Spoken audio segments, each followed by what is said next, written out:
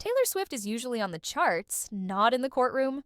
But now, her name just got dragged into one of Hollywood's messiest legal battles, the fight between Blake Lively and Justin Baldoni. Baldoni's lawyers tried to subpoena her, demanding she sit for questioning. The reason? Her song was licensed for the It Ends With Us movie, the very set where Lively says harassment happened. But the judge's response? Let's just say Taylor won't be taking the stand anytime soon. Welcome back to A Sip of Drama, the channel where Hollywood scandals get the full legal breakdown they deserve. Today, we're unpacking the chaotic courtroom saga of Blake Lively versus Justin Baldoni, and the surprise cameo no one expected: Taylor Swift. From sexual harassment allegations to a $400 million defamation countersuit to Baldoni's failed attempt to drag Swift into a deposition, this case has it all. So grab your tea, hit that like button before the judge bangs the gavel, and let's get into why Taylor Swift just dodged one of the most awkward subpoenas of her life. It all started on the set of It Ends With Us, a highly anticipated romance film that was supposed to be Blake Lively's next big hit. Instead, Blake says it turned into a nightmare. In December 2024, she filed a lawsuit accusing Justin Baldoni of sexual harassment and running a hostile workplace. According to the filings, she described repeated unwanted comments, power play behavior that blurred professional lines, and an on-set culture that made her feel unsafe. For Hollywood, it was a bombshell. Lively isn't just another actress. She's America's sweetheart, married to Ryan Reynolds with one of the cleanest reputations in the industry. For her to take her co-star and director to court, it sent shockwaves through the film world. Baldoni didn't just deny the allegations, he came out swinging. His countersuit wasn't small. He filed for a jaw-dropping $400 million against Blake, Ryan Reynolds, and her PR team, accusing them of defamation, invasion of privacy, and even extortion. And he didn't stop there. He also sued the New York Times for another $250 million after it reported on Blake's harassment claims. That's nearly $750 million in lawsuits. The legal message was clear. If Lively was going to challenge him, Baldoni was going to scorch the earth.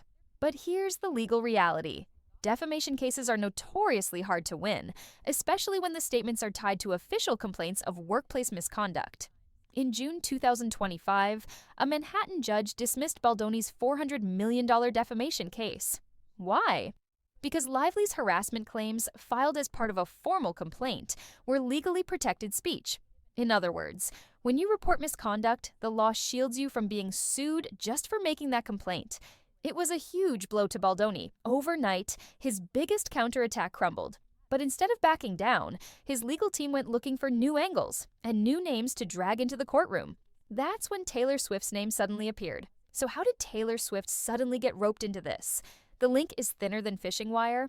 Her ballad My Tears Ricochet was licensed for the It Ends With Us soundtrack. Plus, she's famously close friends with Blake Lively and Ryan Reynolds. Dinner parties, music videos, baby name reveals, the whole deal. Baldoni's lawyers tried to spin that into relevance. They argued Taylor could testify about private conversations, Blake's emotional state, or what she knew behind the scenes. They wanted to put one of the world's most famous women under oath in a harassment trial she wasn't even part of. Imagine it: Taylor Swift in a courtroom being grilled about someone else's sexual harassment lawsuit. The spectacle alone would have overshadowed the case itself. Here's what viewers often don't realize.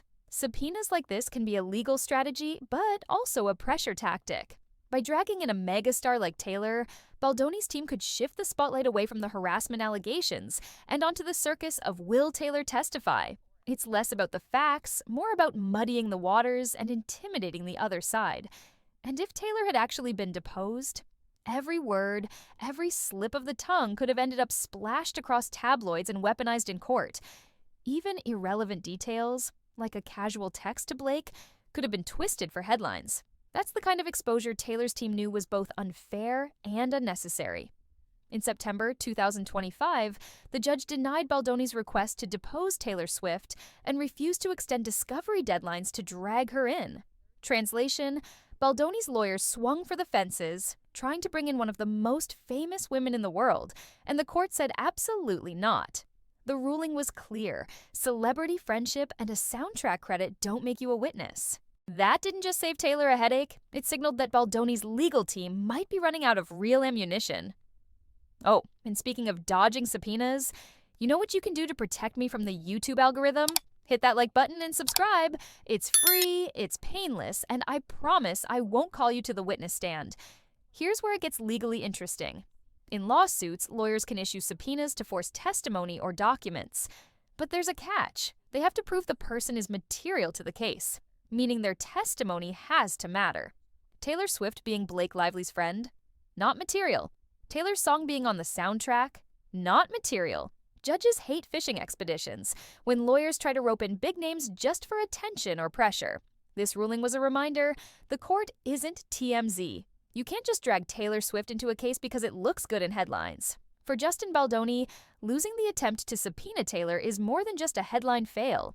It shows the court is narrowing the scope, cutting out the noise, and keeping the focus on the actual harassment claims. His $400 million countersuit is already gone. His bid to drag in Taylor Swift got shut down, and his credibility in court is shrinking by the day. What's left is Blake Lively's original lawsuit, the one that could decide not just money, but Baldoni's entire career in Hollywood. Blake, meanwhile, just scored a big win. Not only did she survive the defamation countersuit, but now the judge has protected her closest friend from being dragged into the mud. Her legal team can focus entirely on proving the harassment and hostile workplace claims. And with the trial set for March 2026, the stakes couldn't be higher. For Blake, this isn't just about damages. It's about reputation, justice, and sending a message that even powerful male directors aren't untouchable. Let's be real. Even before a verdict, this case is being tried in the court of public opinion. Dragging Taylor Swift's name into the filings, that made headlines everywhere. But the denial made an even bigger statement. Judges won't let Baldoni's lawyers turn this into a circus. For fans, the optics are clear. Blake is fighting to be heard, Baldoni is swinging wildly, and Taylor, she's staying far away from the witness box, exactly where she belongs. So, here's the big question.